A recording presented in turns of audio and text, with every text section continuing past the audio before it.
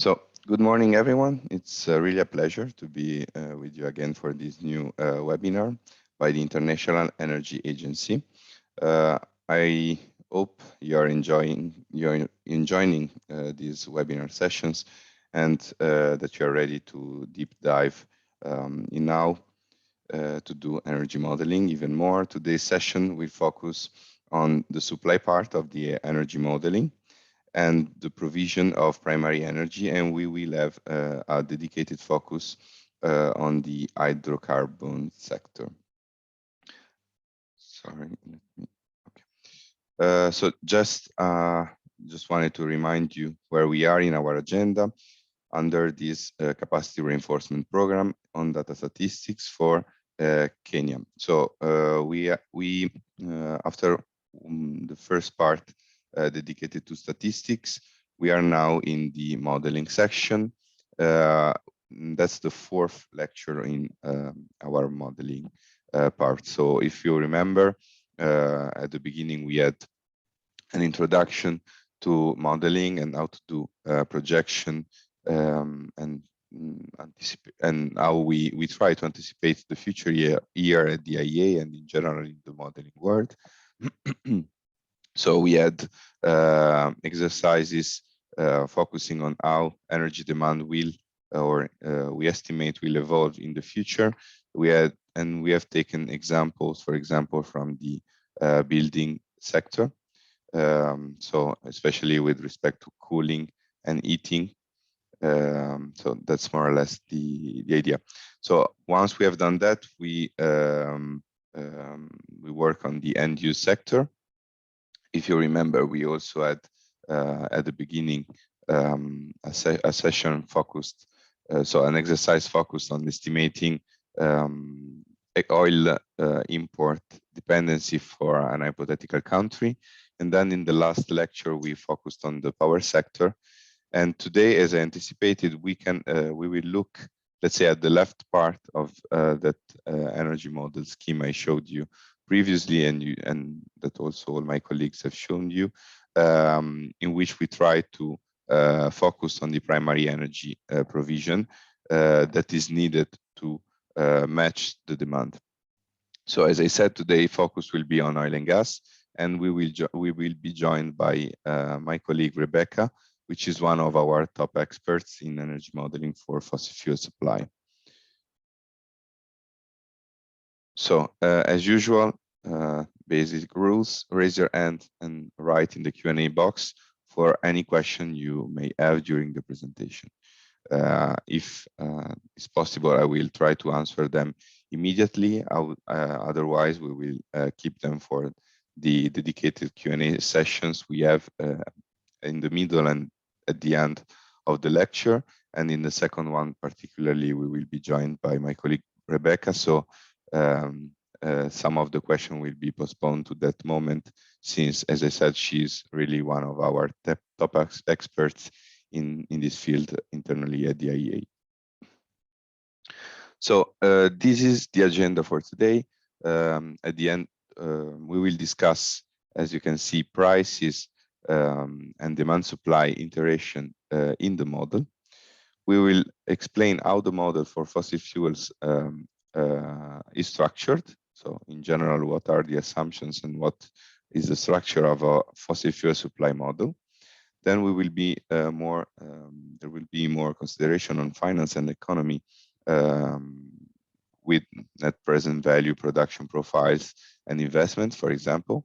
Then we will discuss midstream, so refinery. That's a topic that we already touched in the first exercise in the introduction module, the introductory lesson to the module. And we'll discuss a very key topic of sustainability that you can imagine, especially in these days, is really paramount to be addressed, especially when working and talking about the oil and gas sector. So setting the scene on oil in Africa today, on this map, you can see the main oil producers in 2020. And if we look at consumption, we will find, looking at the top countries, approximately, So here you can see, the top 10 countries in terms of production. We have Nigeria and Angola, which are by far the first countries in terms of production, and they are also joined by Algeria. And if we look on the other side at the top consumers, so if we look at the consumption, we will find a pretty similar, let's say, group of countries. But here we can see already that we also have Kenya, which is ranked number 9 in the continent in terms of consumption, with more or less 0.1 based on our analysis, 0.1 million barrels a day of oil. Let's move on. Sorry. Okay. So let's have a look at how things evolved in Africa over the past 2 decades. So demand has been continuously growing. So what we can see, okay. Oh no, sorry. Okay. Yeah. So you have here the share of Africa in selected global oil indicators in 2018. So you have the oil supply. You can see how Africa, which is the blue part, let's say, was 8.3% of the oil supply in the entire world, but it was half the value, so just 4.1 in terms of oil demand. On the other side, if we look at the refinery product output, we can see that the value is really low. We have 2.6% in terms of refinery product output. And on the other side, looking at the oil net trade, we have 3.9% in Africa with respect to the rest of the world.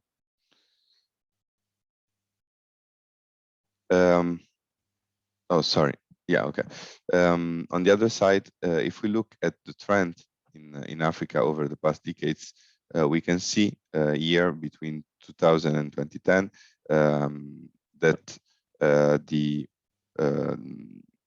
the production has been, so the demand, sorry, has been growing, and there has been steadily increase in the demand, and it's not the same story on the other side for the production.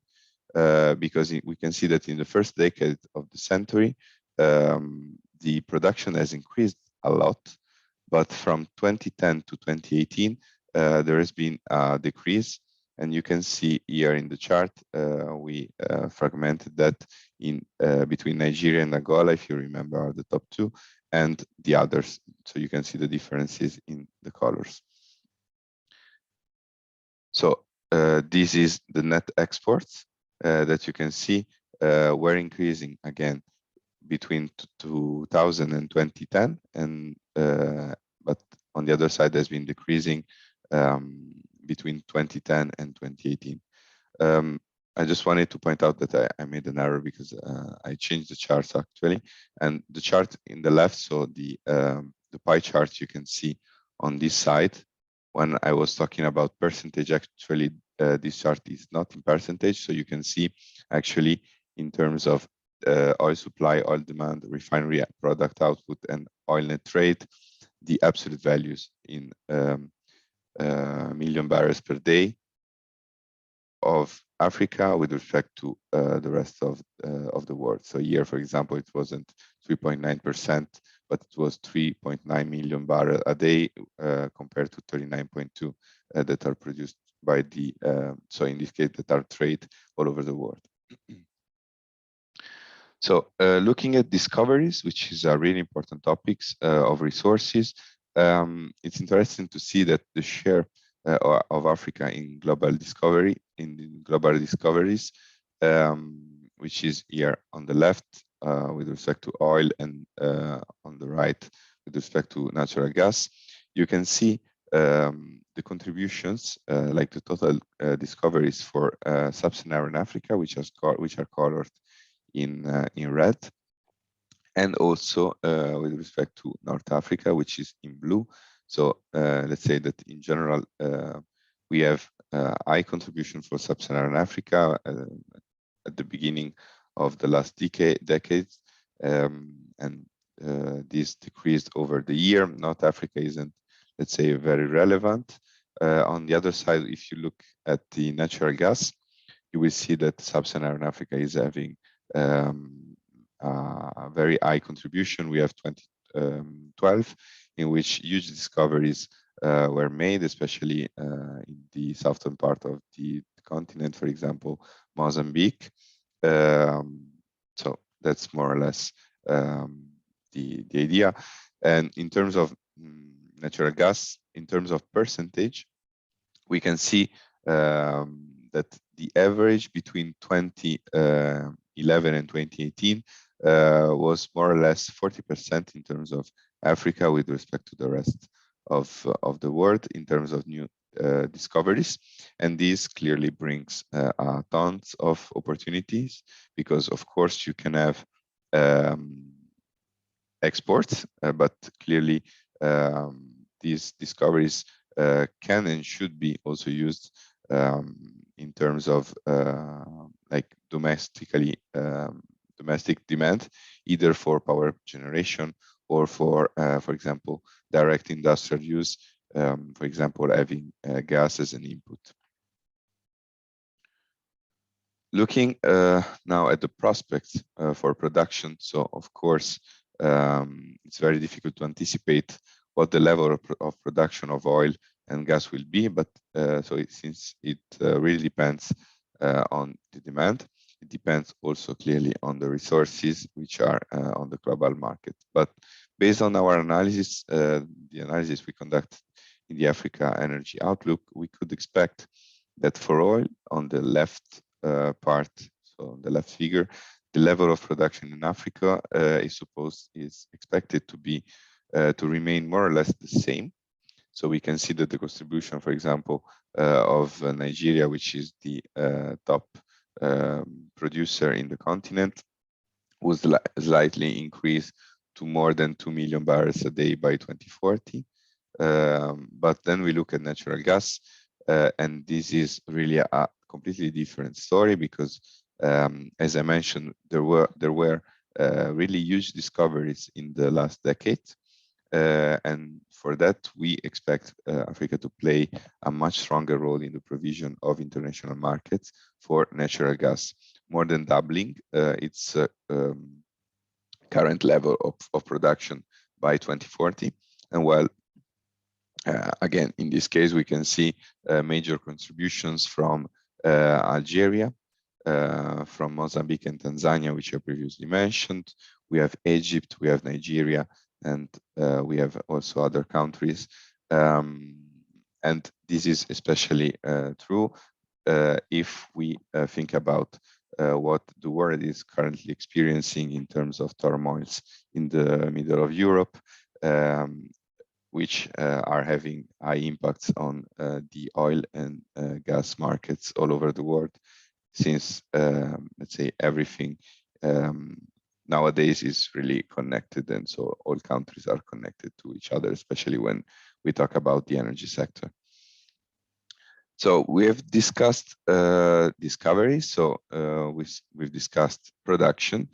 So if we look at oil and we try to have let's say, a comprehensive analysis on the sector, so looking at upstream, midstream, and downstream, this is what it could look like. So in the yellow, we have the expected oil production evolution in the future. So this is just what we have, let's say, in the previous slides, but just plotted. So we do not expect, as I anticipated you, Sub-Saharan Africa, so the production from Sub-Saharan Africa to decrease or increase, but we expect it to be more or less stable during these, let's say, the next 2 decades. So this is for the upstream part, but when we look at the downstream, we expect oil demand to more than double. We see that it moves from more or less a bit less than 1 million barrel per day, and we the oil demand is the orange one.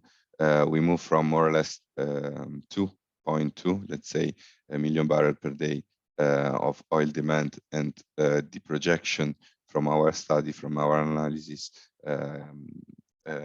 expect a double, so 4.5 more or less million barrels per day of oil demand in 2040 for the region. And on the other side, if we look at the refinery runs, we can see that the value, as I was mentioning earlier, is a bit less than 1 million barrels per day, and we expect that to increase to 2 million barrels per day in 2040. You can see clearly that we have increasing trends both on the demand and in the refinery runs, but this is really similar to what I showed you in the first lecture we had on modeling.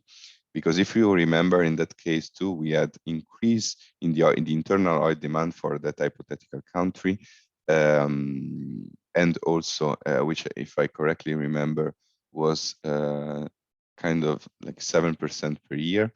But on the other hand, we have the refinery runs, which were increasing by 2% per year. In this case, it's similar. So we have two increasing trends, but we see that the demand is increasing much more with respect to the output from the refinery, which means that the import also will increase. And you can see this by this blue-colored area, which is actually the difference between these two lines, the orange and the red one. And you can see that the import, the net product import is increasing a lot.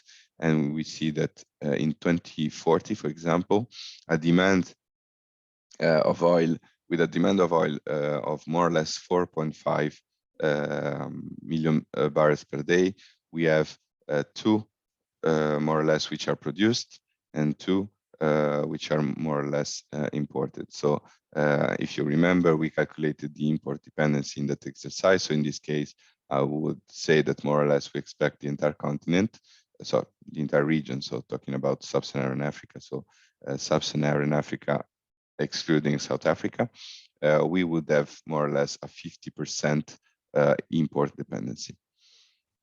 Let's move to the next slide. Okay, so one more analysis I would like to share, and it's like a really important piece of the puzzle, and it's related to the revenues that governments are making from their resources. So in this analysis, we have taken the top 10 oil and gas producers in Africa, and we have tried to look how much money the states were making from production and exports of oil and gas.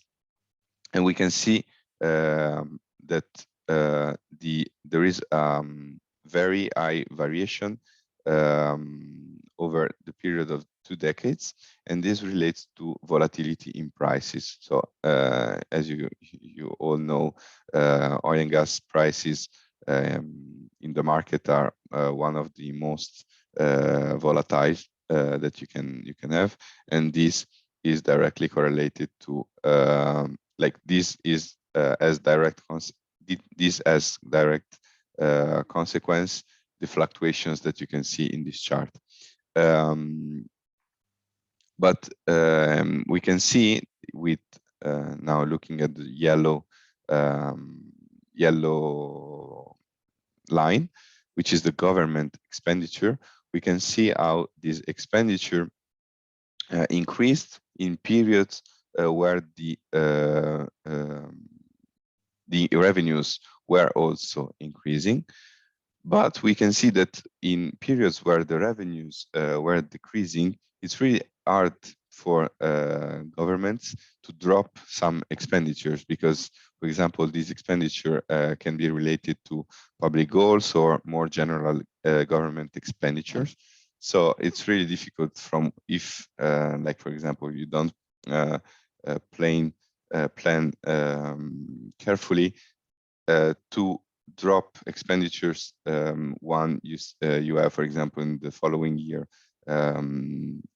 dropping revenues because of, as I mentioned, drop in the prices of oil and gas products on the market. So this means that there is really a need to carefully manage the resources from oil and gas and to use them carefully in the national public budget, especially when we look at the future. So we don't know how oil and gas demand will evolve, and especially in these very uncertain times we are living, with the COVID-19 crisis, with the Ukrainian and Russian conflict. It's really difficult to predict how demand and prices will evolve in the future. So under the stated policy scenario we conducted in 2019, if you remember, this is one of our main scenario, and we conducted that in 2019 when we published the Africa Energy Outlook. What we expected was that revenues in African countries to be back on the, let's say, growth trajectory, but not to reach the highest level of the previous decades. And in the scenario with the fast energy transition, like with more system moving away from the use of oil, for example, with more electrification of transport and other sectors that, for example, those scenarios could be, for example, the Africa case, if you remember, which is in line with the 2063 agenda of the African Commission. We have, for example, this Sustainable Development Scenario, which is aligned with the 2030 agenda of the United Nations. So in these scenarios in which there is a high level of commitment by countries in order to decarbonize the energy sector and the transport sector and basically all the sector, we would seize the revenues for governments to remain at level which are as low as the minimum that were experienced over the past 2 decades. So this is just really a key message on countries heavily heavily relying on oil and gas need to think about diversification of their economy. So they need really to carefully manage the resources. Sorry, I will look just 1 second to the chat. I see there are two comments or questions. Interesting that income from oil increasing and same time government spending increasing doesn't mean the income is not adequate to balance expenditure. Okay, give me a second and I will answer to that question. I will move with the next slide. So this is, for example, what I was mentioning you in terms of stated policy and energy and Africa case and sustainable development scenario case. You can see how in general we have growth in the stated policy scenario, but that growth isn't even is definitely not close to the top level in terms of revenue that we experienced in 2009, for example. And when moving away from fossil fuels, we can see that the levels are really close to the lowest level we had in the last 2 decades, for example, in 2017.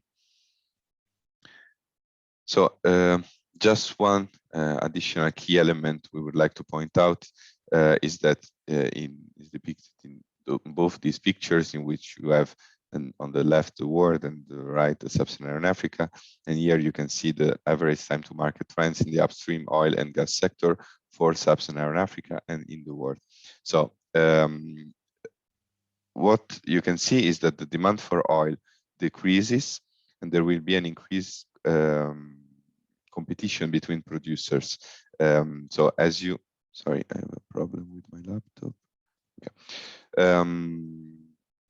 So as you know, Middle East countries have been a large contributor to global global provision. We have the United States, for example, which in recent years, with the development of unconventional resources, have also very much stepped up their contribution to oil production. And increasingly, there is a competition between countries to produce and to supply the market. So one key element to look at this time to market, to look in with looking at the future and anticipating the trends we will have is looking at first the average time to market of a project and also the size of the project. So here you have two different charts, and we can see that increasingly the world tends to develop quick projects with average time to market decreasing. So you can see this is the green chart, and you have in terms of year what's the time to market average value for all projects, and we also can see the average resource size for projects, which is decreasing a lot. And this is in terms of worth. You can see that the world is going to very, I wouldn't say very, but smaller projects in terms of resources and very fast to be deployed and to enter the market projects. Because, for example, from 2010 to 2018, we moved to projects which were about like more than 5 years in terms of time to reach the market, but now we are 3 in terms of years. This is a bit different for the African continent because actually we have seen on average the value being more or less like fluctuating, but more or less constant. We see some years it's decreasing and some years it's increasing, but clearly this is because there are a lot of new projects which are being developed in the continent. Okay, last picture. This comes from the Kenya Energy Outlook. If you remember, I mentioned it in the previous lectures, and this is extracted from the overall World Energy Outlook. So if you go in the specific chapter which is referred to Kenya, you will see these charts. We have the demand. So we have 3 charts in terms of fossil fuel demand and production in national for your country. We have coal, we have oil, we have gas. So you have till today, you can see the coal demand and production, both for the demand and the demand and the production. And you have in how can I say? So you have a rapidly growing oil demand, and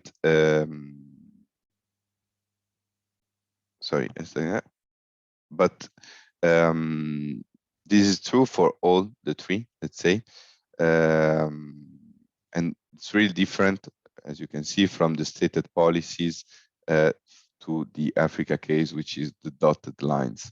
So I invite you to have a look to these charts, because they are really the result of the analysis we did for Kenya in the previous outlook. We will do those analyses again in the next outlook, which will be published in 2022. And again, they will be definitely impacted by the unprecedented events we had in the past years. So I will now move to before moving to the poll, I wanted to have a look at the question Sebastian White wrote in the chat. So that was so in the Q&A box, this was related to this chart. So interesting that income from oil increasing and same time government spending increasing. Does it mean that the income is not adequate to balance expenditure? No, I would say that actually it's like the nexus between like the causal effect is more that the more the income from this sector, the more governments decide to have expenditure, especially related to, for example, social programs and in general, public expenditure that are beneficial, let's say, for the for their countries. The problem is that when you have decreasing, say for example, if 1 year you have a certain level of government expenditure beneficial to a certain the citizens of a certain country, and the following year we have a decreasing, like a sharp decreasing in terms of income, that, for example, what we had here, it's very difficult for countries to, let's say, from 1 year to the other, cancel, for example, very important, for example, social policies they can have.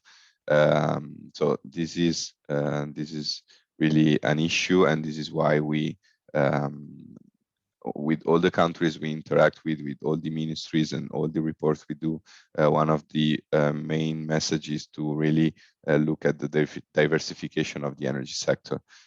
Here, just to, because I'm not sure I understood the second question, so the income is not adequate to balance the expenditure.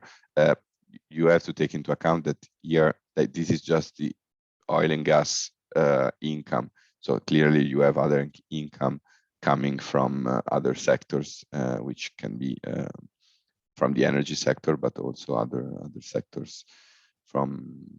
So I hope I answered your question. Otherwise, we can postpone it to the next session also when my colleague Rebecca is here. So I would invite you now to move to www.menti.com so that I can propose you a few questions. So I will share the screen and I will put in the chat in a few seconds the code and the link for you to join the session. So in the chat, I'm copying, sorry, everyone. So in the chat, you have the link, and now I will paste the code, which is 50 10 54 47. I hope you are all able to join the Menti website. Sorry. Okay.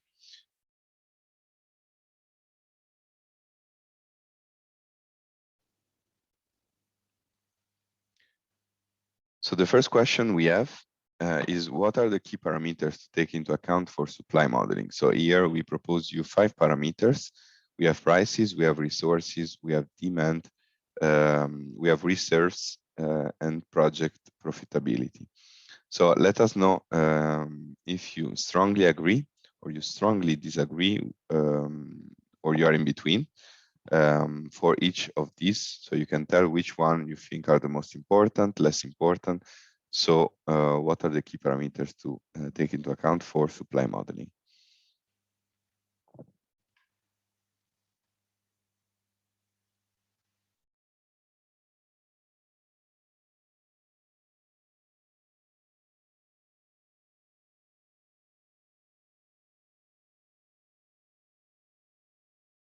Okay, perfect. I see first answer. Oh, that's a nice answer. I would really like to have feedback from the person which answered, like the first person. Just to remind you, I don't have the possibility to see actually the name of the people which answered. So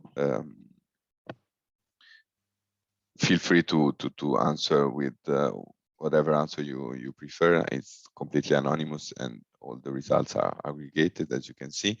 But I see that demand is the parameter you consider to be the most important, and this is really interesting. We see other parameters. Second, I would say prices. I see that is the second most important, which is immediately followed by project profitability and resources. We have resources now that are second. So I leave you a few seconds more to answer. But I would be curious if the person which answered 10 to demand and 0 to all the others to have feedback. And another thing, I don't know if some of you actually work in modeling of the hydrocarbon sector, of the oil and gas sector. If you have feedback, information, if you want to share with us what you do in your daily work, what are the assumptions, what are the parameters, like for example, among these 5 parameters, which are the parameters you actually use the most during your daily life and your daily work. Let us know. So I will move. There is no fully right answer in this case, but all these parameters are really important, but there are some parameters which are very, very, very, very important. So I would say that you guessed the most important ones, which is for sure demand, which is the key parameter, because it's really, really important if you model, if you have to model the supply to know which is demand. And I would say that again, you guessed the second one, which is the prices, because it's really, really important to have in mind how prices changes during during time in order to define in order to do your modeling exercises. But as I said, all the other parameters are really important, so you have to take them all into account. So I will move to the next question, but I see 2 chats, 2 comments. Okay. Okay, Diana. Okay, maybe later I will ask you if you have, if you want to share with us why you think the other parameters are not important, or maybe you say demand is so important that the others are, let's say, negligible with respect to the demand. But I will move with the next question, which is, in your opinion, are we close to reaching a peak in the global oil production? So you can select between very soon and not soon at all. Okay.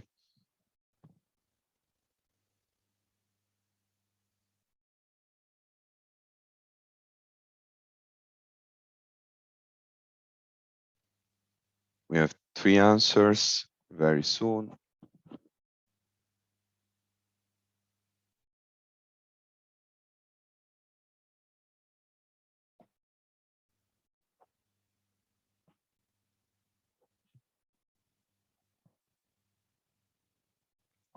so here it's really, what do you think? What do you think? Like, if we are very close to reach a peak in global oil production, or it's not going to happen very soon? What do you think? So I see that we are really halfway. So the average of your answers are, let's say, in the middle. So we have one person which answered very soon, one which answered, let's say, close to not soon at all, and the majority were, let's say, in the middle. So first, I would say that really, in order to reach a peak in global oil production, first we have to think about the reaching of the peak in global oil demand. And really, this depends on the products. It also depends on what are your targets.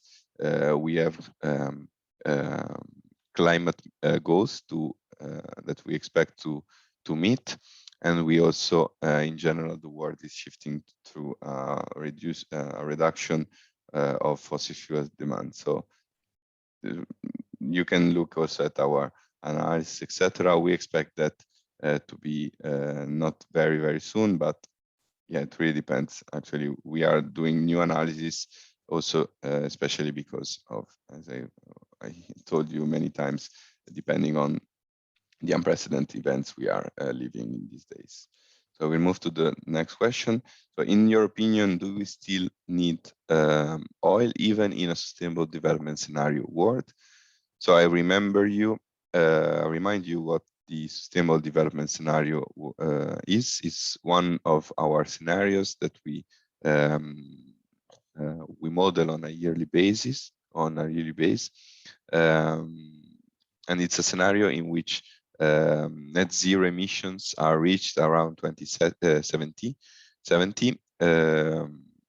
and like it's a scenario in which the world is fully committed to the Sustainable Development Goals. So we have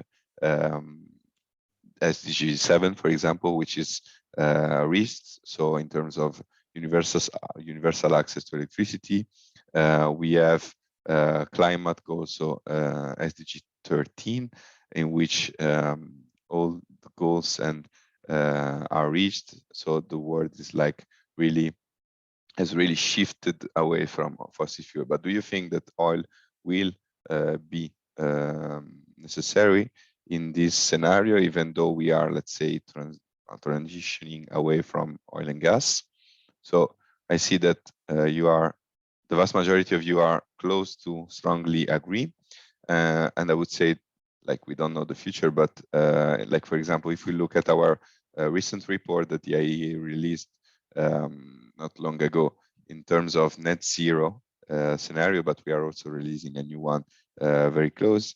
You can see that in that report that even in a net zero emission by 2050 scenario, the idea is to stop investments or new investments in fossil fuels, which is quite a strong statement. I think you would agree with me. But in the sustainable development scenario, we still need a bit of oil. So the idea would be to continue a bit with the already existing plants, but stopping the construction of new infrastructure in this sector. Okay, so thank you very much. I will move now to the lecture by my colleague Rebecca, and then we come back for the next phase. Let me know if everything's good with the audio, with the sound of the video, etc.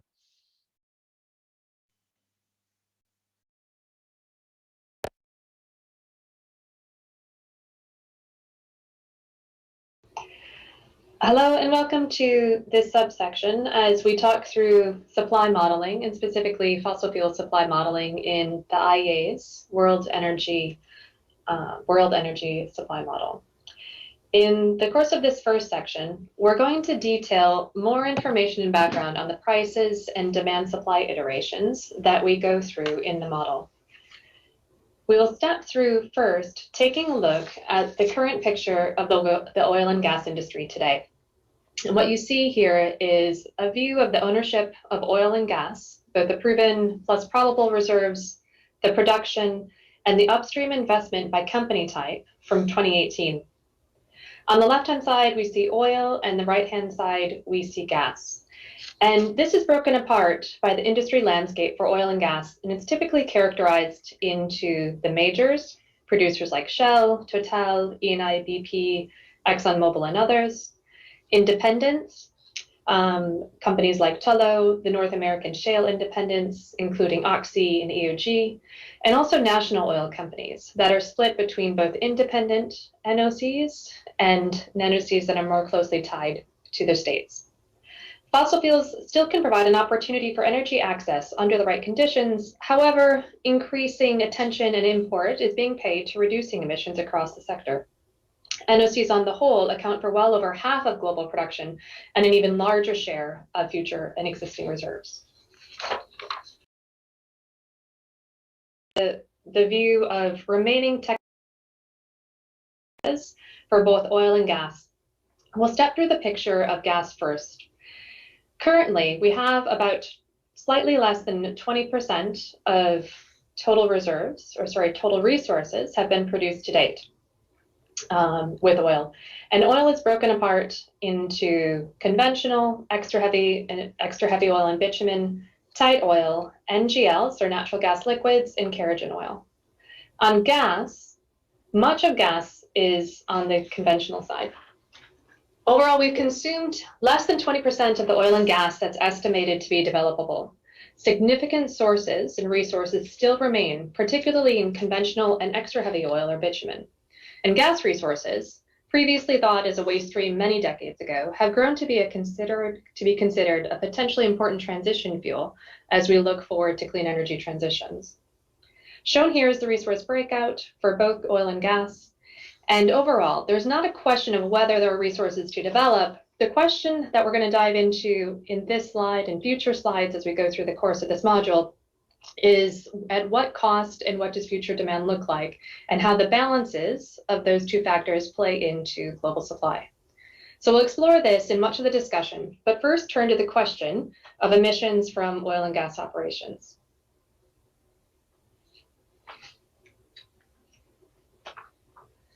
Fossil fuels can provide an opportunity for energy access under the right conditions. However, increasing importance and attention is being paid to reducing emissions across this sector. In 2020, we've seen many countries, including China, Japan, and Korea, make net zero carbon emission pledges. The IEA has analyzed emissions from oil and natural gas, including a recently updated methane tracker, which shows country and regional breakouts of the primary emission pathways.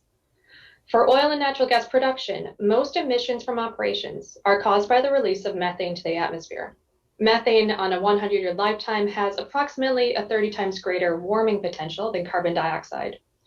And we estimate, based on our analysis, that more than 70% of these methane emissions could be abated at no net cost to the operator, or essentially could be captured and sold on as methane in the existing operations. A long-time area of focus, flaring has received even greater scrutiny and attention in the last few years. In 2019, about 150 BCM of gas was flared, or more gas than is currently used by the entire continent of Africa. Flaring of associated gas occurs sometimes in the event of an emergency or a non-standard operational event. However, most flaring occurs due to the lack of a gas market or infrastructure built directly to the operation site. Recent geospatial analysis by many individuals and highlighted by the IEA indicates that more than half of flaring occurs within 20 kilometers of existing gas pipelines. Further, if flares were unlit or operating in poor conditions, even more emissions than are currently estimated may be released. We're going to step into next the IEA's World Energy Model and an overview of the supply model. As we turn to the supply model, we consider what must be taken into account in order to assess supply. Some of these key elements in the module include demand across the sectors, price, available resources, and the cost to produce those resources, or essentially the economic viability of the projects. Government policies in particular have a hand in driving demand for a product stream, as they help to drive customers and consumers or help to set future CO2 pricing, for example. The price may be sufficiently stimulating to bring in new investments into a sector, and the price and supply are intricately linked and depend on resources, production costs, and overall policies. In the World Energy Model, we assess a price scenario that maintains a relatively static path forward. In reality, prices fluctuate, and sometimes significantly. The World Energy Model assesses supply of fossil fuels, including coal, oil, and natural gas, as well as traditional and modern biomass. Demand is first assessed by sector and country and region, and global supply is then modeled. Import and export needs are assessed in the model, and trade is defined based on these demand needs and global excess.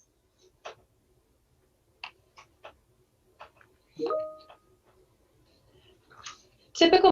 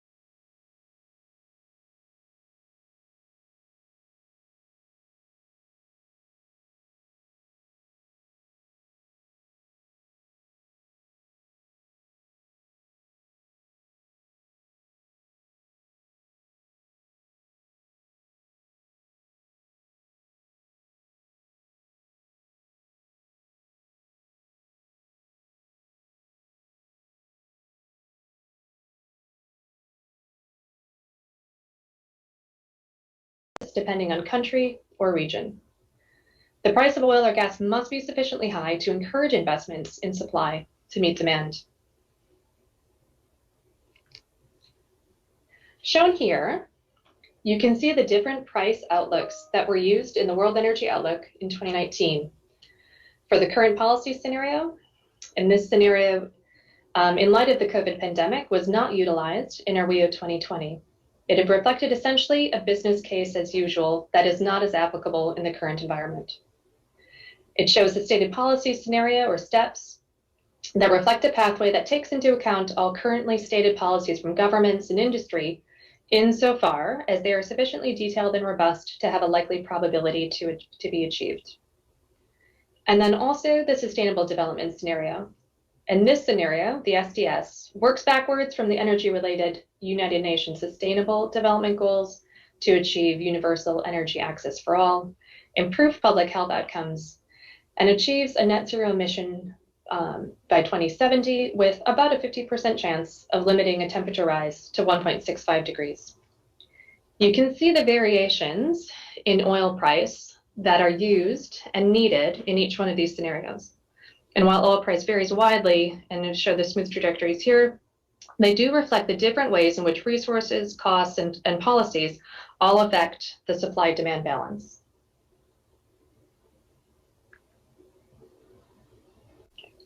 In this next section, we're going to dive deeper into the fossil fuel supply module, its structure, and its submodules.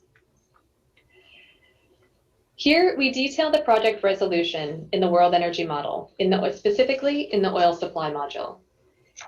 In the WEM oil supply module, there are 10 distinct types of oil, some of which have finer detail than others.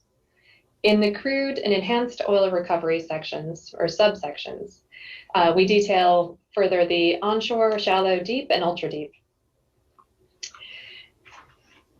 Other categories, such as the Arctic, extra heavy oil and bitumen, kerogen, tight oil, all have varying distance, technology, or depth categories.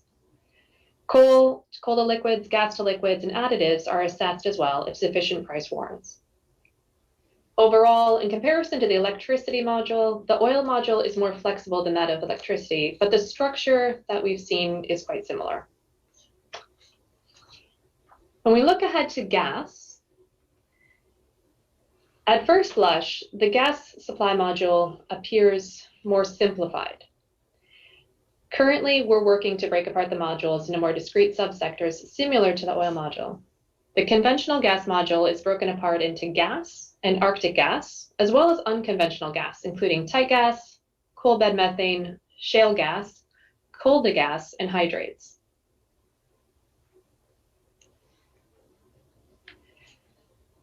The overall structure of the module, and we're going to highlight this on the oil supply module. It first fundamentally looks at global demand.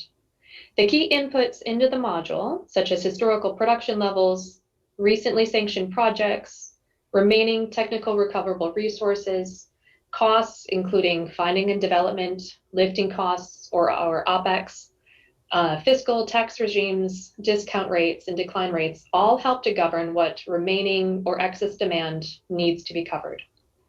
The module is an equilibrium model and will assess what further supply is needed based on the excess demand and project economics.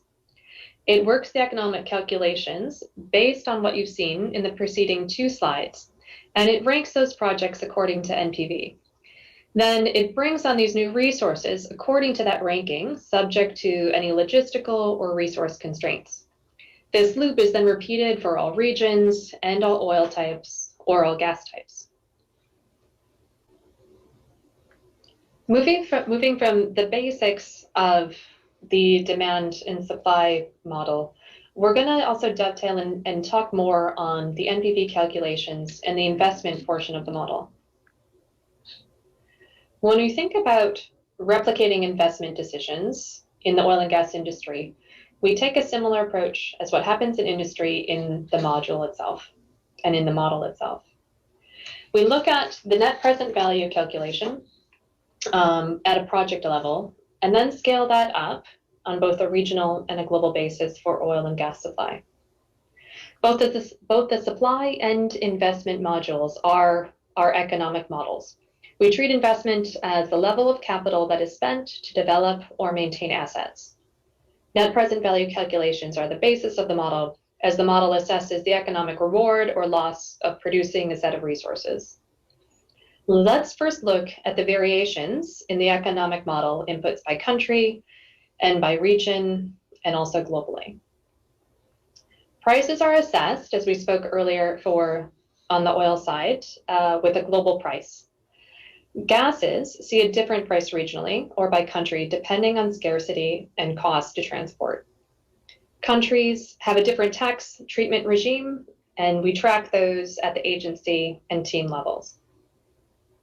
Additionally, we assess the cost of capital per country and region and per resource type. This translates into an assessment of the investment risk in a country or region. Additionally, as we take a look at resources, we have different costs of supply that govern the outputs of the net present value calculation. And these are done based on the sub-modules and the subsectors in oil and gas that we saw in some of the preceding slides.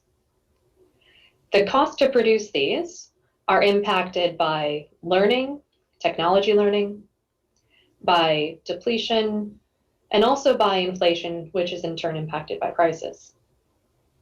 Resource availability and trading and other constraints are also accounted for in the model as the model considers which projects to pick and select to develop in order to meet excess demand and build a view of global supply for oil and gas.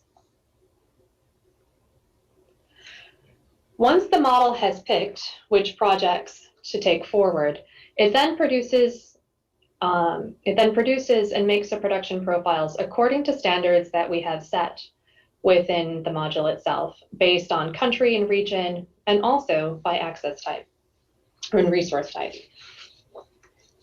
The resources selected for production are taken according to the standard profiles. These profiles are set up by reservoir type, extraction method, technology, and location. And shown here, we look at some examples from deepwater US, pre-salt deepwater Brazil, and you can see the differences there based on historical time to invest, develop, and bring on initial production. And then also an example of bitumen mining from Canada, which you can see takes some time to invest and begin production, but then has quite a slow and long plateau. These outputs are what define the production side in the supply module. Natural gas is facing a potential turning point in Africa. In North Africa, gas already meets around half of the region's energy needs. But in sub-Saharan Africa, it has thus far been a niche fuel. The share of gas in the energy mix is around 5%, or among the lowest in the world. Today, Africa accounts for about 4% of global gas demand and about 6% of global production. There are nevertheless several reasons to believe that the future of natural gas in Africa may be different from the past. In recent years, there have been a series of major discoveries in almost every part of the continent, notably in Egypt, in the Azorean adjacent fields, in East Africa, in Mozambique, in Tanzania, West Africa, in Senegal and Mauritania, and also South Africa. Between 2011 and 2018, Africa accounted for more than 40% of global gas discoveries. Together with LNG technology innovation, these developments could fit well with Africa's push for industrial growth and its need for reliable electricity supply. In the power sector, the rapid deployment of renewables leaves room for gas to grow as a flexible and dispatchable source of electricity. Outside the power sector, the successful industrialization rests upon the stable provision of energy, including for energy uses that are hard to electrify. So gas could be quite well suited to some of these needs. Much, however, will depend upon the pricing at which gas becomes available, the development of distribution networks, including small-scale LNG production, and the financing available for infrastructure. In our projections, Africa becomes a major player in natural gas as a producer, a consumer, and as an exporter. Today, Africa as a whole exports a similar volume of gas as Australia, and the continent's gas demand is similar to the combined demand of Japan and Korea. Production declines are the key determinant for future investment needs. Here, we see the historical global oil demand going up to 2018, so we're just shy of 100 million barrels. Moving to the future, if we just invest in current supply, if we do not further invest and just look at the declines from existing fields, you can see that there's still significant oil supply going out into the future for the next 2 decades. If we invest only in fields or only in existing fields, so essentially brownfield production, then we can see that with a fairly minimal amount of investment, oil production still will be maintained quite significantly through the 2020s and the 2030s. To look at the needs in the sustainable development scenario, we can see global oil demand emphasized by the top of the green line here in the sustainable development scenario. We can see that there's still a significant amount of investment that's needed in order to meet demand, even in a more sustainable scenario. If we take a look at the stated policy scenario, there's significantly more investment as well that's needed to both maintain the level of oil demand that we have seen or project to see potentially in the next 2 decades.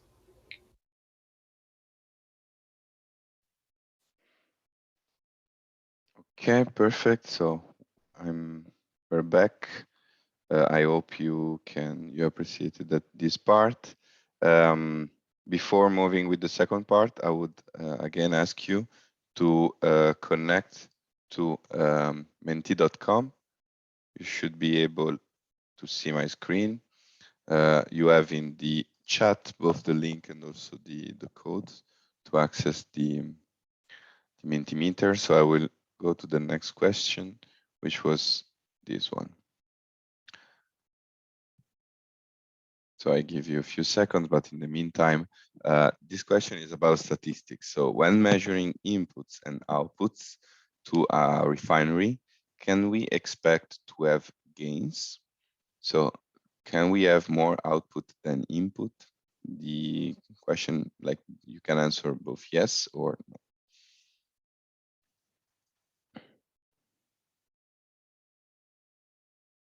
Okay, I see a yes.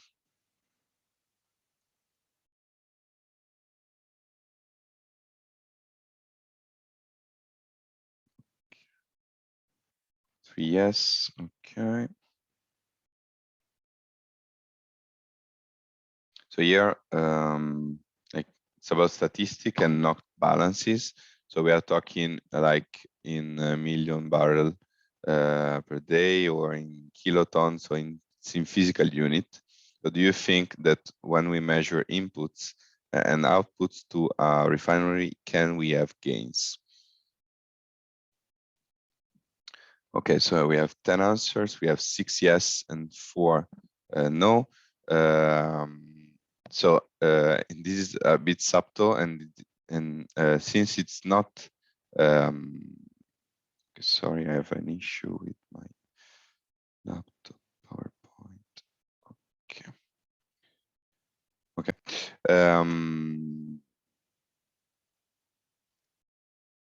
Sorry, I have an issue with my laptop. Okay. So yeah, the correct answer was yes, because since it's not in energy terms, but it's really measuring a certain quantity or in barrels or in tons, it is possible to have more output than input.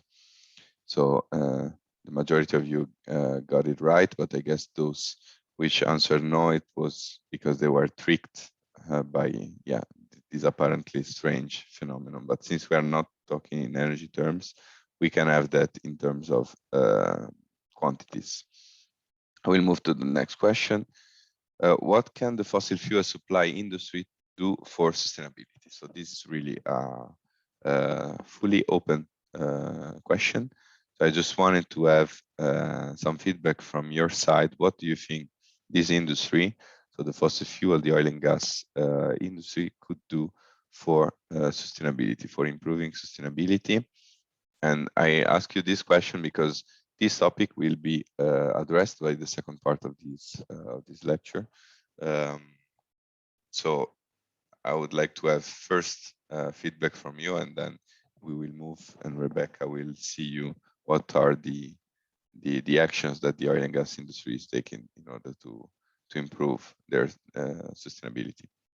I don't see any answer. I hope everything's fine, but probably you are just writing and typing. So I will wait a few seconds.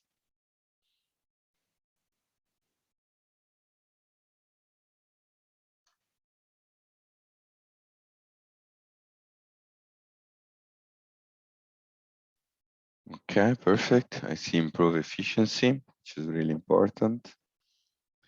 Minimizing environmental impact, important.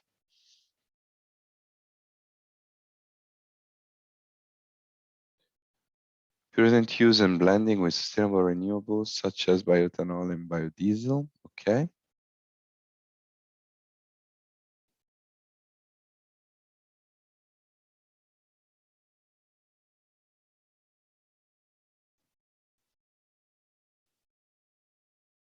Adopt sustainable extraction methods.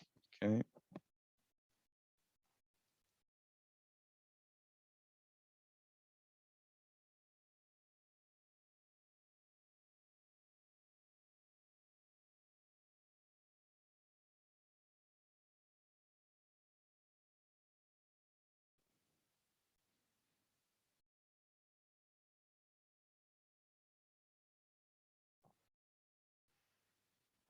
Any other comment on what the fossil fuel industry could do for sustainability in your opinion? More efficiency, okay, which is related to the first one.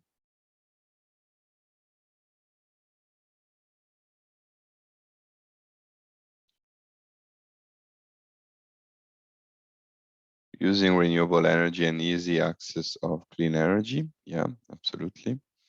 So this is an important point. Sometimes, for example, let's say my main focus in terms of work and research is energy access planning. And for example, knowing that there are mining, say, extraction plants close to communities. This could be interesting when planning access to electricity because you know that you have anchor loads, machinery, infrastructure that could use that electricity, and then on the other side also giving it to the extra one to the neighboring communities and cities. So the idea is, yeah, also trying to have an holistic approach which reduce the overall impact of such infrastructures. So new technologies that use less energy, absolutely. More revenues, efficiency, and cost effective, absolutely. Okay, we'll stop here, but actually you have the link, so you can continue, put comments, and then later I can also go back to that to see if there are new answers. So I will go briefly to the PowerPoint, but no, actually, also just to avoid losing too much time, I will go directly to the second part, and then we postpone the Q&A part to the final, the end of the presentation of the webinar. So this is, tell me if you have issues with sound so that I can fix them.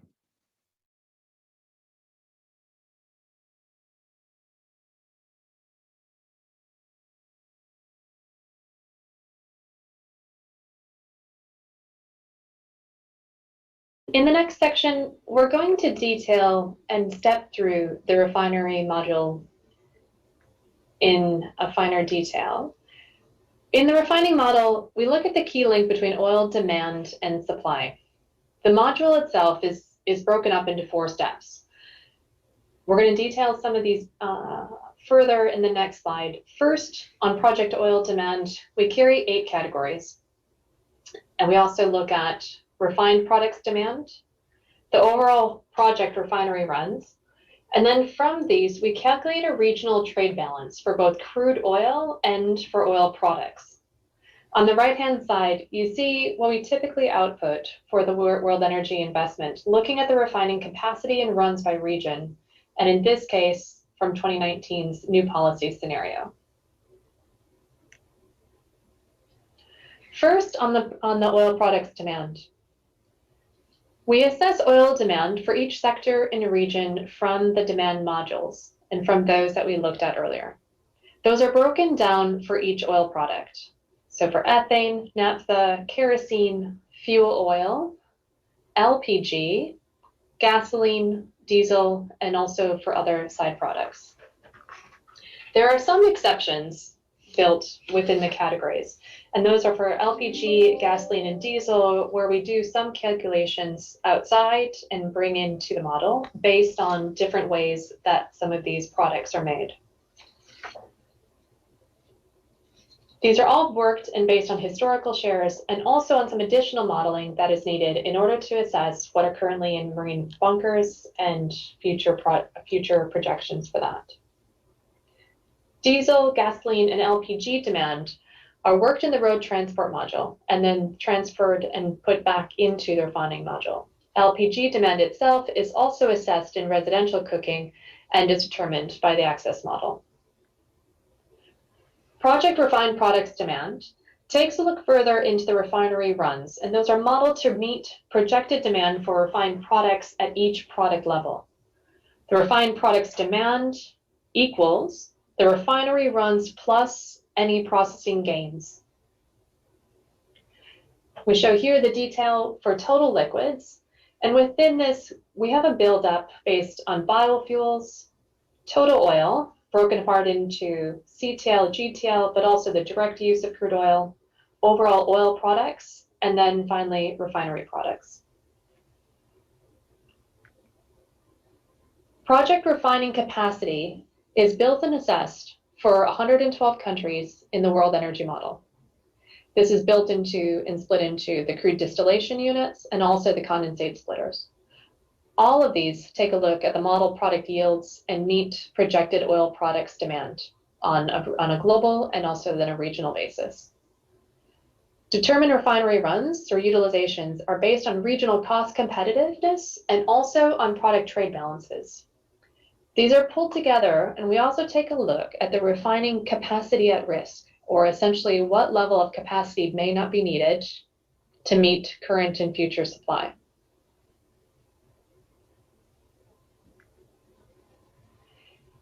These are taken into a regional trade balance for all of the crude oil and oil products. And we looked at the trade, and we look at the trade matrices of these and how trade can move between these different regions. The crude oil, or the refinable liquid side, looks at the crude and condensate supply. It takes this, it subtracts off the refinery intake, subtracts off the direct use of crude, and that equals the net import and export requirements. Oil products, on the other hand, look at the refinery output.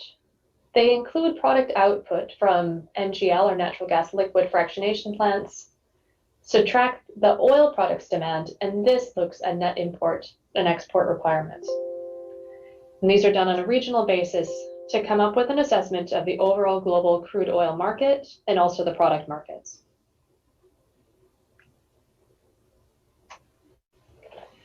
The demand for oil products has shifted over the last several decades. The past challenge for refiners has been reducing from the bottom of the barrel.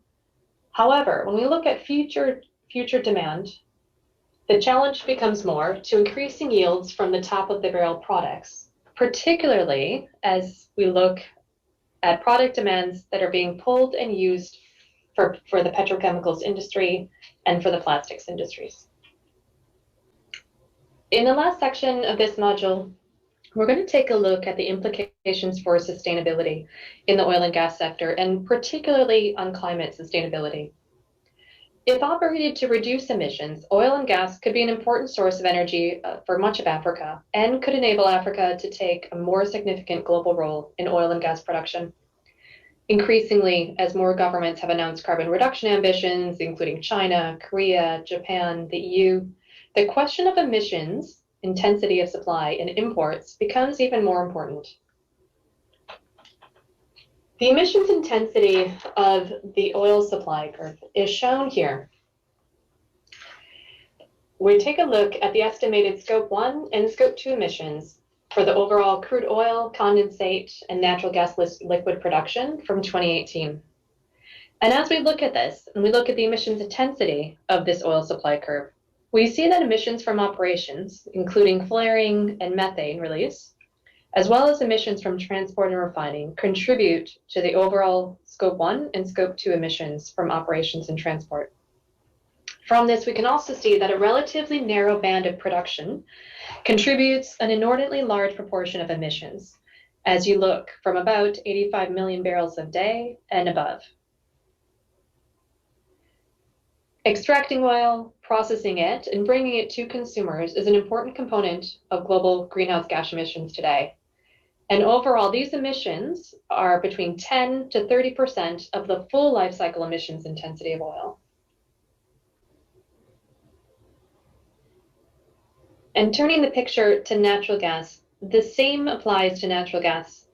With natural gas, methane leaks to the atmosphere are by far the largest source of emissions on the journey from reservoir to consumer.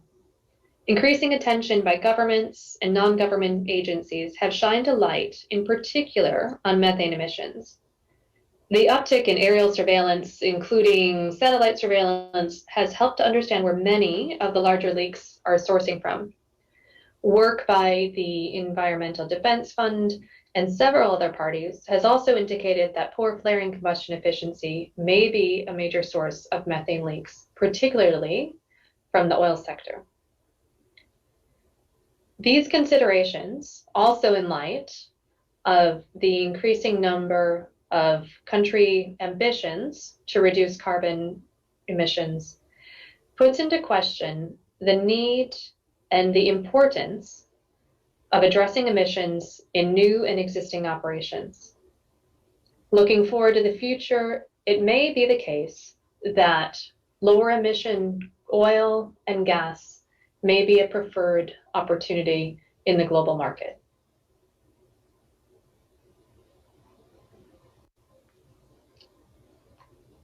When we look at overall Scope 1 and 2 emissions intensity of oil and natural gas production in the Sustainable Development Scenario, we can see that methane is the #1 source of potential emission reduction and abatement.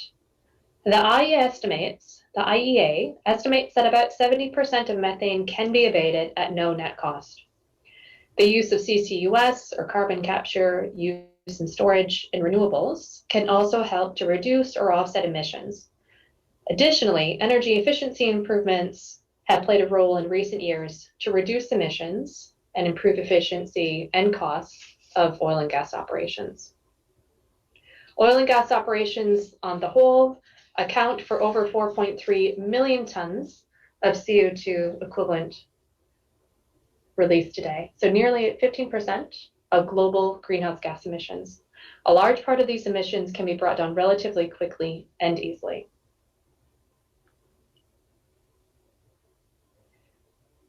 The future is increasingly electric. However, liquids and gas still comprise over 50% of energy consumption to 2040. This also includes a role for low carbon liquids and gases, including some biofuels and hydrogen as well. When we look in the stated policy scenario towards the end of the 2030s, we see about $1 trillion invested in liquids and gases. That's reduced in the Sustainable Development Scenario to just under $600 billion. With an increasing proportion and increasing need for low carbon liquids and gases.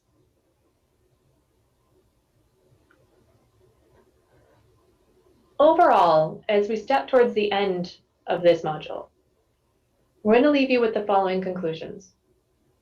First, Modeling fossil fuel supply requires information and assumptions on reserves and resources, technologies, production profiles, costs, tax regimes, many of the parameters for the NPV calculations, and including refinery, in order to assess a full supply model. Prices are needed to balance supply and demand and help to ensure that new investment is pulled into the sector. But as we model the prices, we need an iterative approach, and real pricing may be much more volatile than the ones that we project and use in our modeling. New projects are needed to come online to offset declining production, and this is needed in both more sustainable scenarios, such as a sustainable development scenario, and also increasingly then in the stated policy scenario. Detail on primary and secondary products depend on the model requirements. The evolution of infrastructure can play a very significant role in this regard. And today, about 15% of global energy-related greenhouse gas emissions come from the process of getting oil and gas out of the ground and to consumers. Minimizing these emissions should be a first-order priority for all companies and countries. No oil and gas company will be unaffected in clean energy transitions. So every part of the industry, including national oil companies, need to consider how to respond.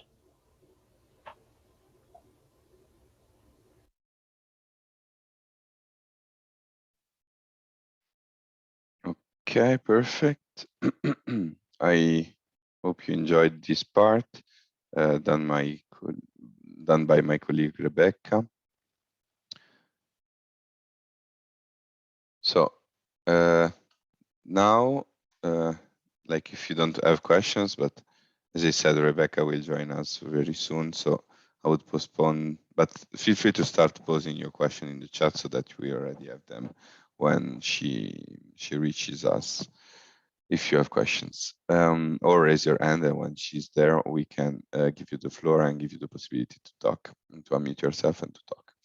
So again, today we will have a brief look to the exercise that is proposed for this specific webinar.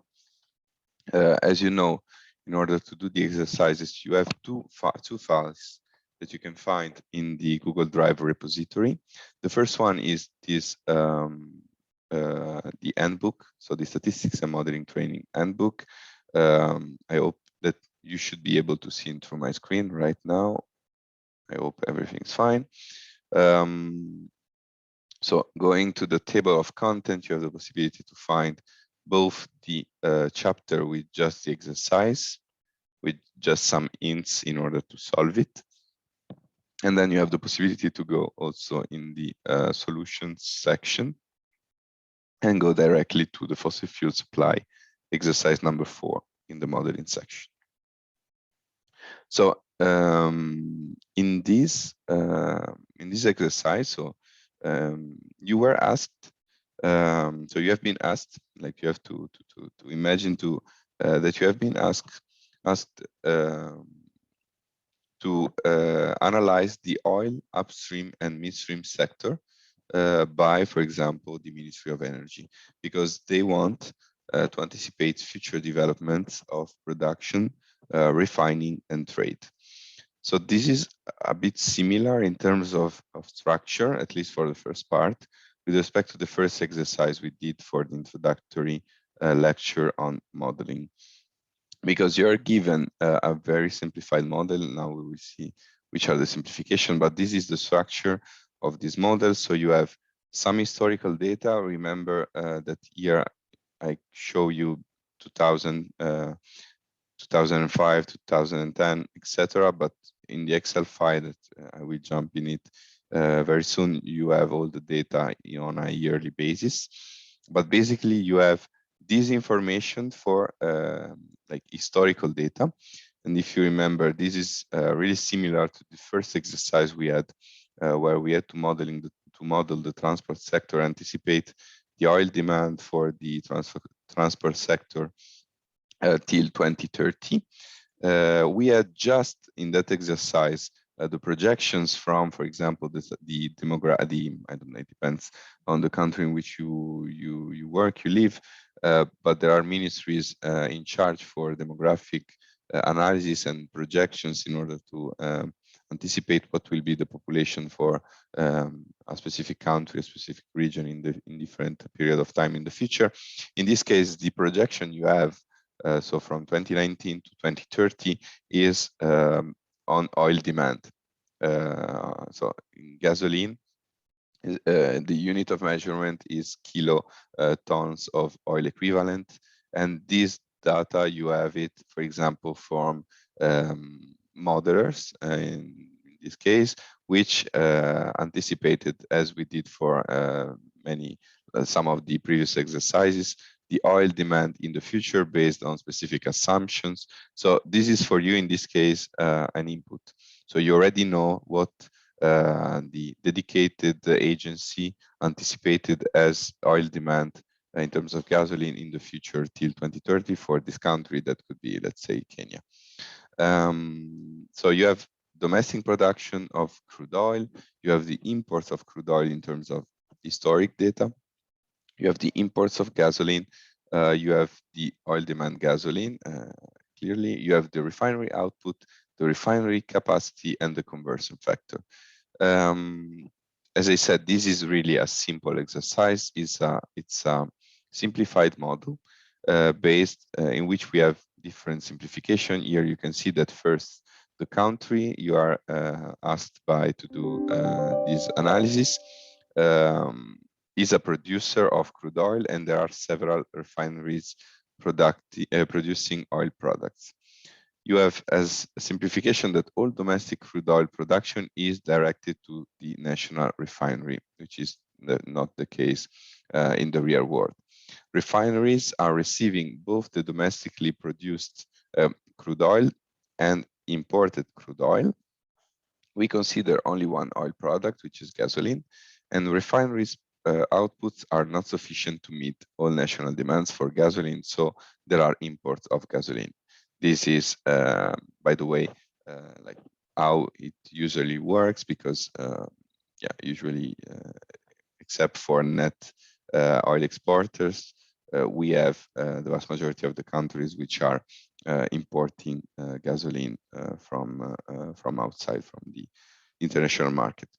So before making projection on the future imports and domestic production, which are in the following questions, we will understand the historical data, and I will go through, at least for this part, through the PDF file, just because I want you to do the exercise by yourself. And if you have doubt, feel free to write me, and we can have a look to the exercise together and see where the issue in solving it are. But as we did for the previous exercises, the approach is always the same. First, we look at the historical trends, and based on them, we start thinking about what could be the approach in order to anticipate the future, to do projection, and to say solve and to give an answer to the stakeholder which asked us this analysis, in this case, the Ministry of Energy of this hypothetical country. So question 1, calculate the crude oil inputs to refineries over 2000 and 2018. So this is just the historical period, knowing that the refinery losses are 5%. So this we have as input data, the 5% losses. So we can calculate the crude oil inputs to refinery as the ratio of the refinery output that you have here, as you can see, is historical data, divided by the efficiency. The efficiency, since we know that the losses are 5%, will be 100% minus 5%, which means that our refineries have an efficiency which is 95%. So if you divide this value, so the output, by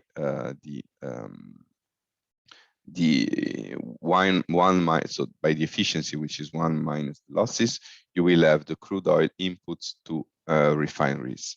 So by doing this calculation, you can do it for all years in which we have the historical data, so till 2018. The second question is calculate the refinery capacity factor. So the capacity, again, we are in this question looking at the historical data. So from 2000 to 2018. So the capacity factor is defined as the ratio between the refinery output and the refinery capacity. So the refinery output, you already have it, and you also have the refinery capacity. So really, this is a very simple calculation, but you have to remember that you have to, if you look at the input data, but it's the same year, you can see, sorry, I have to find, okay. You have to take into account the fact that the units of measurement are really important.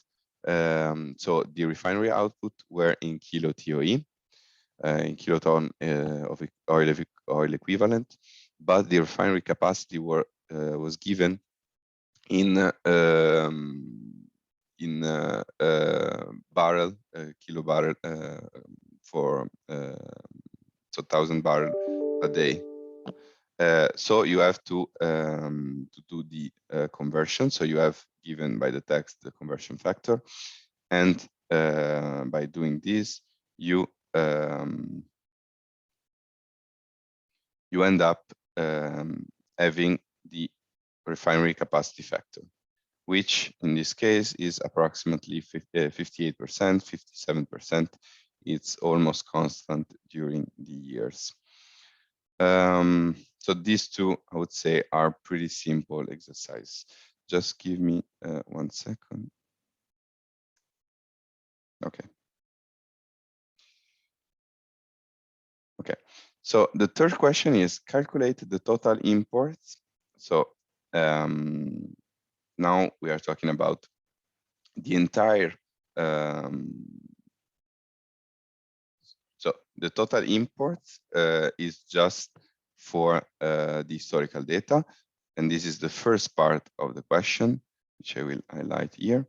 But then you have a second part, which is starting looking into the future, which is deduct the import dependency, both for historical years and also in the future. So first, we look at, we have to calculate gasoline imports.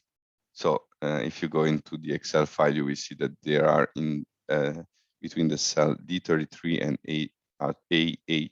AH33, taking the following assumption. So we have the refinery capacity, which grows at 0.10 kilobarrel per day per year, and the refinery capacity, which grows linearly to 70% by 2030.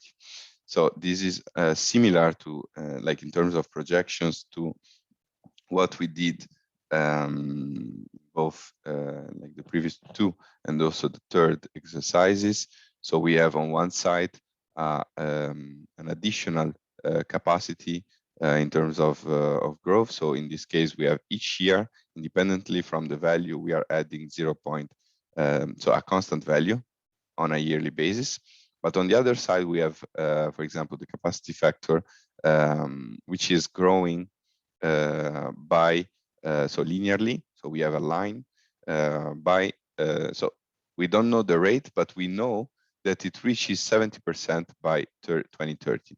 And you see that this is here on the AH column, the value that the refinery capacity factor reaches, and it's 70%. And between these values, we have the growth, which is linear. So once we have projected the future values of refinery capacity and refinery capacity factors, based on the assumption, we can deduct the refinery output, which is calculated as the refinery capacity. So remember, you have calculated it by adding 0.10 each year in terms of KBD, multiplied by the refinery capacity factor, which again, you also calculated because we know that it reaches 70% in 2030 following a linear trajectory. There is a beware, a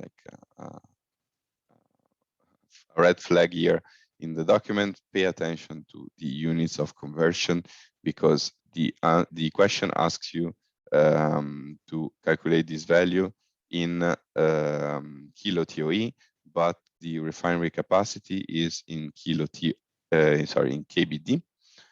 So again, you have the conversion factor up in the text of the exercise, so you can calculate the final value, which you can see that, so you have the import, the refinery output. Sorry, just 1 second. I have an issue in terms of.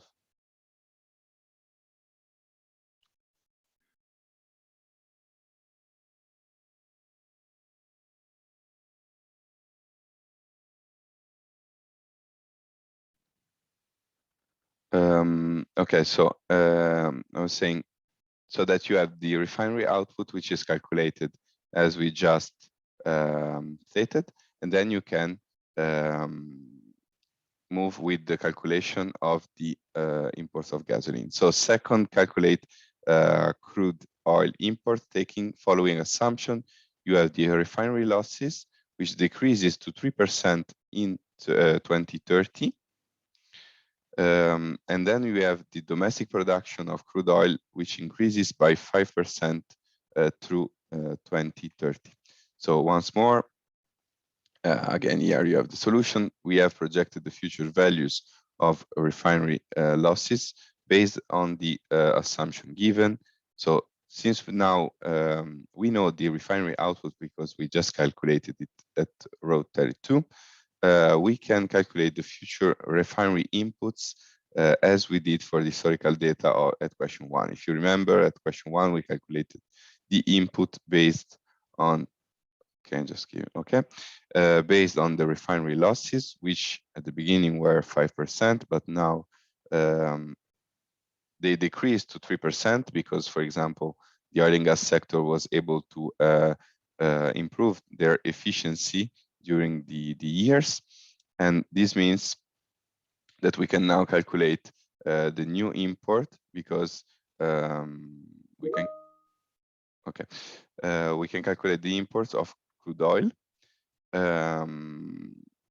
and the import dependency. So really simple, we can calculate the import doing the, okay, perfect. Hi, Rebecca. The difference between the total demand and the total production. And we can calculate, if you remember also from, again, the first exercise we did for the introductory lecture, we can calculate the import dependency, which is the ratio between the import and the total, in this case, oil demand for the country. Last question, which is calculate the additional annual crude oil capacity that needs to be to come online. So this is a bit, let's say, a bit tricky question. So first, we have to calculate how much crude oil production from 2018 fields will come online in the coming years, and then deduct the required addition of gross crude oil production. So if you look at the text, you are given this production profile for capacity developed in all the 12 years which we have between 2018 and 2030. So based on that, also following the solutions in the document, you can calculate the additional annual crude oil capacity that needs to come online. So I will stop there. Maybe we can go back to the exercise later if you have questions. So in order to take advantage of the fact that Rebecca joined us. So if you have questions with respect to what we have seen today, feel free to ask them, and probably Rebecca will be better than me in answering them. So hi, Rebecca, and pleased to have you. Hi, Dylan. How are you? Fine, thank you. I hope it's the same with you. So you can write in the Q&A box. You can raise your hand and I can give you the floor. Maybe in the meantime, I will look at the previous questions. We had a comment from Sebastian. I don't know if you are able to see it because it's previous your previous to your enter. No, I can't entering. see it. Do you mind repeating it? Yeah, so it's actually I was presenting the chart in which we compare the annual revenues for the African oil exporter countries compared to the government expenditure in the same years. So Sebastian was surprised and raised the flag, let's say, with respect to the fact that income from oil are increasing at the same time government spending has been also increasing. And his question was, does this mean that the income is not adequate to balance the expenditure? Maybe I can also share again the screen with that specific chart so that it's also easier. Yeah, that's right. That might be helpful just to understand the context of the question and make sure absolutely. Try to respond in the spirit that it was asked. Okay, just give me a second. PowerPoint. Okay, this was the chart. Okay. And sorry, do you mind with this up? Do you mind just asking the question again so I can? Yeah. So, like what I was explaining during the webinar was that we can see that when the revenues, like the net income from oil and gas production in those top 10 producers in Africa were raising, so the net income was raising, also the government expenditure has been raising accordingly.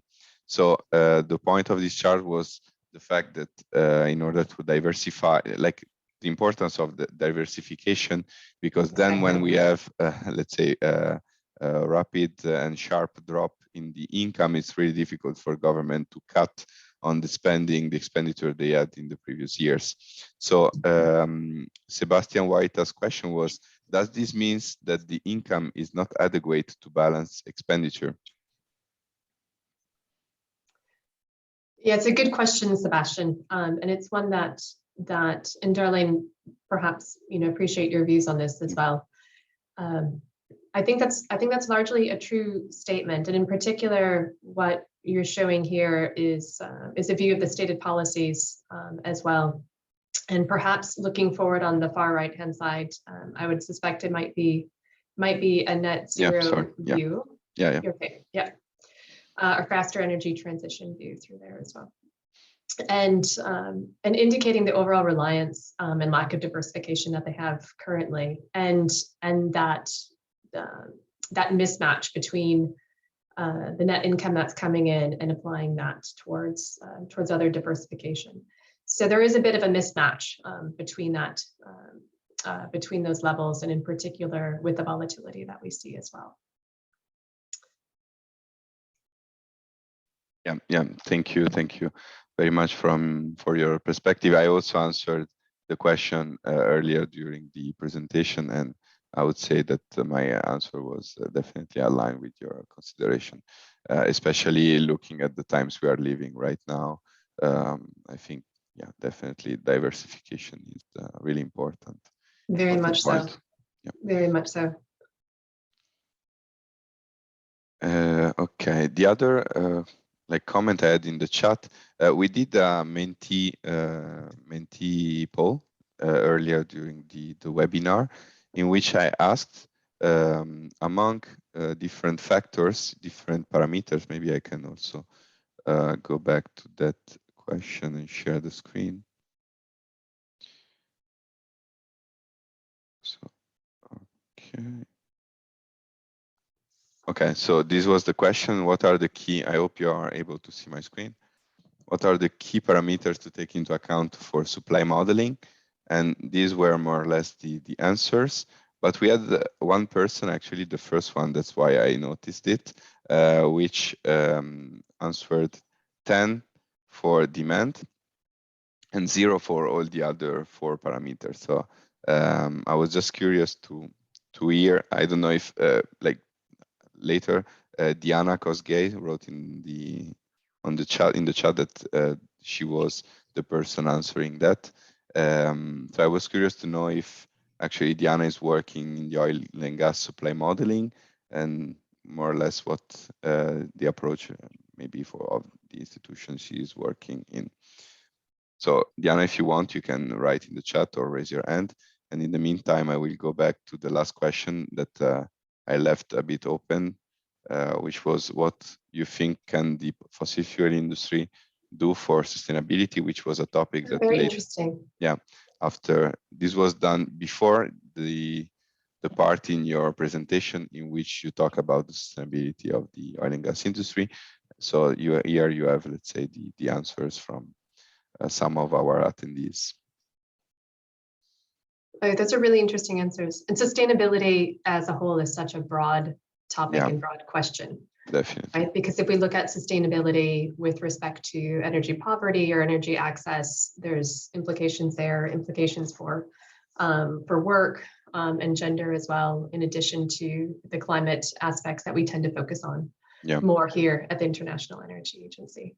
But I think those are all very, very good points. And tying into the Menti you were just showing as well, is that it really does come down to where is demand going and how are governments and industry and individuals looking to tackle their oil and gas use now and into the future, because that really is the crux of where oil supply modeling will go in the long term as well. Yeah, definitely. Okay. Perfect. So for this part, it's okay. I don't know if we have questions from the attendee. Okay, I see that Diana answered.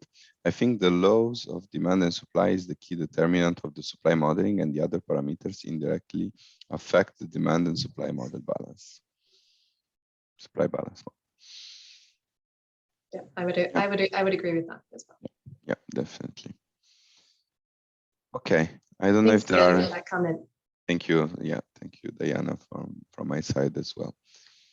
Okay, any other question for Rebecca in this case, which is today our expert? Otherwise, I would probably close here the session, the webinar. And yeah, so I don't see any question, any comments. So I invite you to rewatch today's lecture, to have a look at the slides, at the exercise on modeling for this of this lecture. If you have doubts, feel free to write me, and if needed, I can also involve Rebecca if there are specific questions related, for example, to the slides or to the exercise. On the other side, I wish you a pleasant weekend, a nice weekend, and we see next week. We see each other next week when we will have with us Politecnico di Milano and Imperial College giving lectures on how they do, let's say, modeling, but with their perspective and with some real case modeling exercises and projects. Okay, so thank you very much, Rebecca, and thank you to all our attendees, and see you next week. Have a nice day and nice weekend. Thanks, Darlene. Bye.